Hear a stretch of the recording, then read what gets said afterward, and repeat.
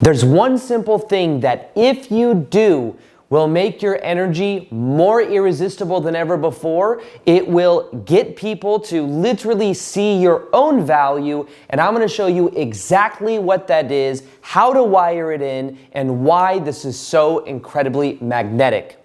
Now, the first thing to realize that when it comes to commitment and when it comes to the energy you're putting out is that the energy you feel inside of your body, you are putting out, and other people are responding to the energy you are feeling and to the energy you are embodying.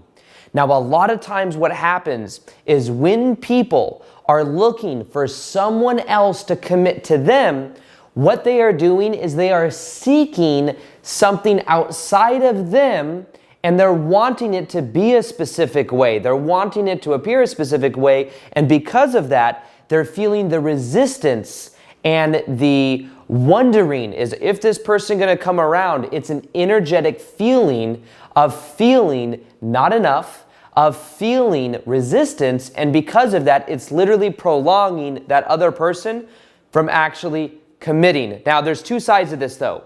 On one hand, it could be a simple energetic shift, and that's what we're going to talk about in this video. On the other hand, it may be that you have attracted somebody that is emotionally unavailable or maybe won't come around in that way. So it's not like, we just need to make this internal shift and guaranteed they're going to come around. You may need to decide and discern with whether this person is going to meet you with where you currently are and whether they're even making the energetic effort to actually do this.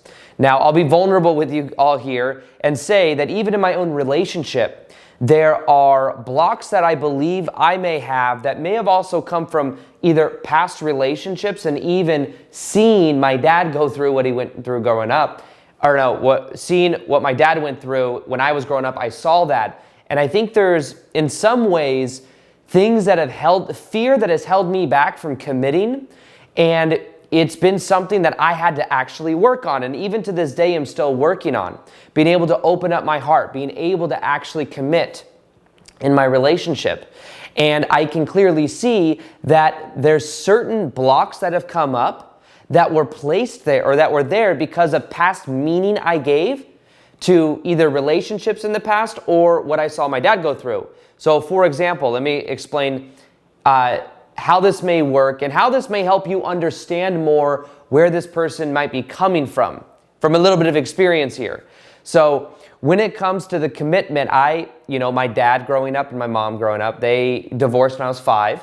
And then after that, I saw my dad 2 years later get in a relationship with my ex-stepmom. So from 7 to 15 years old, I had the ex-stepmom in my life who was very emotionally, physically abusive. And from that, even that divorce at 15, when I was 15, all of a sudden I had all this freedom and this was a whole new reality, really.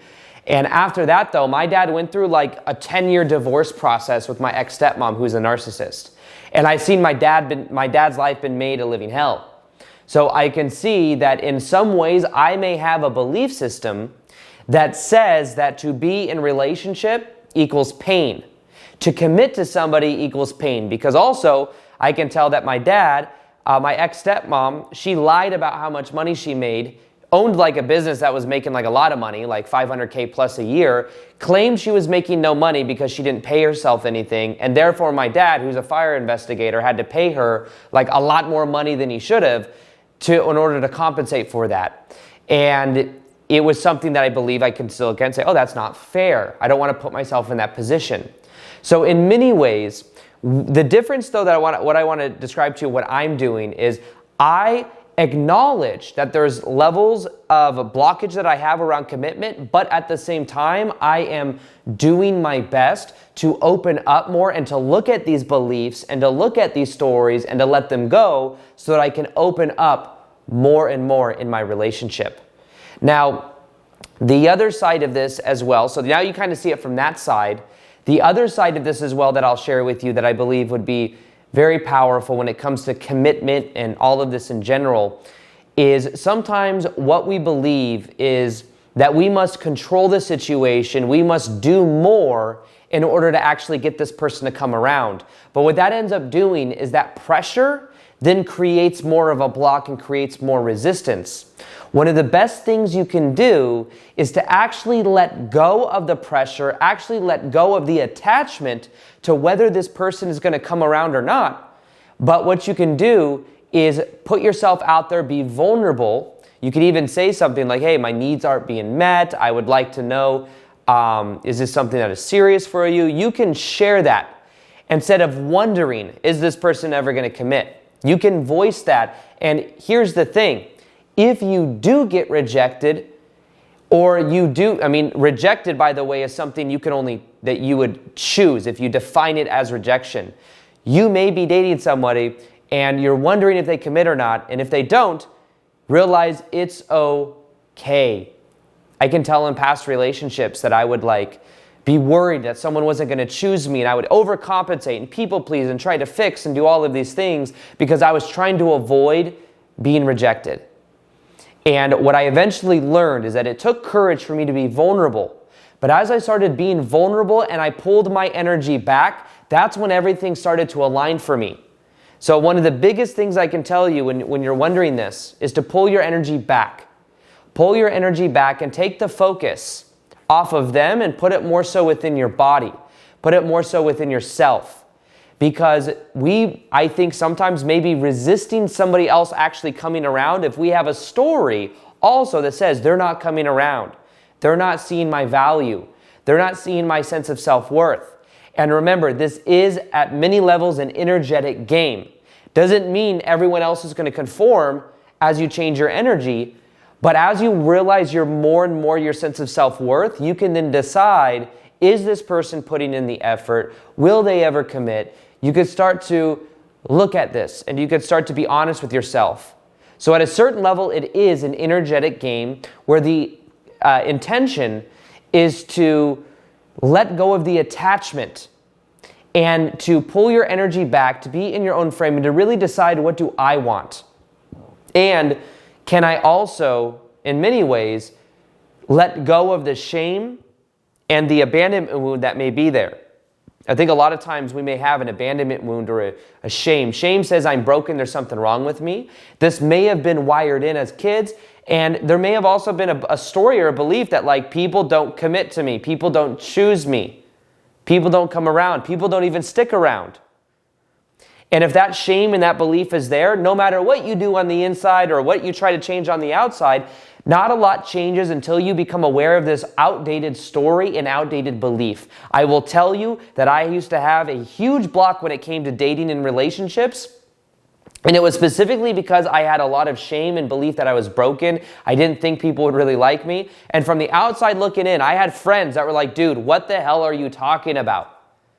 Because on the outside looking in, they could see, oh, you have all this success, all this notoriety, all this YouTube videos, all these views, all this significance and all this shit. Why would you have a problem? Which honestly made it then feel even more worse. Not that that was their intention. But it was literally because no matter what I had on the outside, and maybe at certain levels I attracted all these things and I was like, oh, I'm going to become successful and get this YouTube plaque button, I'm going to be so special. Maybe part of that was to compensate for not feeling whole and complete already. Maybe in relationships, like trying to fix somebody or trying to help and doing all of these things that dropped polarity on the relationship, maybe all of those things actually did more harm than good. So the thing to realize with this is that less is actually more. Instead of trying to do things on the outside to change it, become aware of the belief that says that there's something wrong with me, that people don't stick around, that people don't commit. And you might even realize that some of those stories came from when you were very young, wondering why your dad or mom maybe didn't commit to each other. A lot of the stuff we have, the stories we have, are on autopilot from what we witnessed growing up. Did your dad or mom truly commit to each other? Did they cheat on each other? Because if so, there may be a belief there that's on autopilot that says, wow, people don't commit. People don't stick around. People leave me. And remember, beliefs create our reality.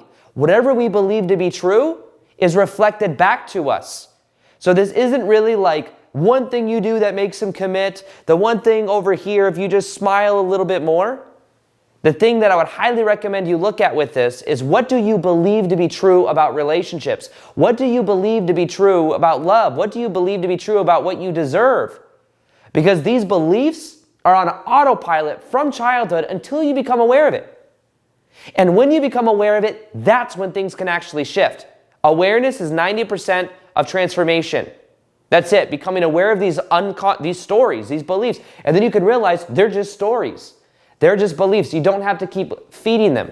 That was as simple as it was for me a year or two ago when I realized this, and everything changed.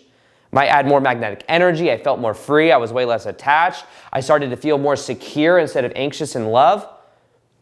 And it changed everything. And the reason it changed is because I started to see that, wow, this isn't even my stuff. A lot of this is either my mom or my dad's stuff. I was able to see that some of it was my being the nice guy, which is something I had to shed. Something my dad lived in the pattern of, and his dad lived in the pattern of. The way that I shed it was by becoming aware of it and then making the choice to be vulnerable. And when we start making the choice to fill up our own cup and to be the most authentic version of ourselves, and to realizing that we don't need anyone else to conform, to act a certain way for us to feel good or validated, that's when everything really begins to change. So this changes so much as we begin to embody the energy and realize what are the stories that are on autopilot, because when you let go of those stories, your whole entire life will begin to change. A lot of the neediness we may feel, which is the biggest block to attracting love or getting someone to commit, by the way, the neediness is an attachment to someone else's emotions or energy to try to get our own internal needs met because we didn't feel like they were met when we were kids. So when we're kids, we felt like our needs weren't met. So then we say, we attract also people normally that don't meet our needs because that feels familiar and normal to us, but then we look for them to do so and we demand that they do. And really, you think it's about this other person, but it's in a weird subconscious way, you're demanding that mom and dad meet your needs because that's the way that you were modeled love growing up.